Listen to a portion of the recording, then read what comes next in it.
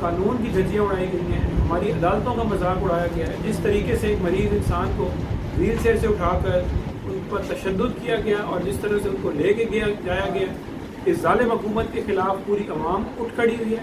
ہمارے پرامن احتجاج جاری ہیں، جو اس طرح سے جب جیسے ہائی کمانڈ سے لیڈرشپ سے ہمیں اطلاع آتی رہے گی، ہم اس کے مطابق اپنا پرامن احتجاج جاری رکھیں گے۔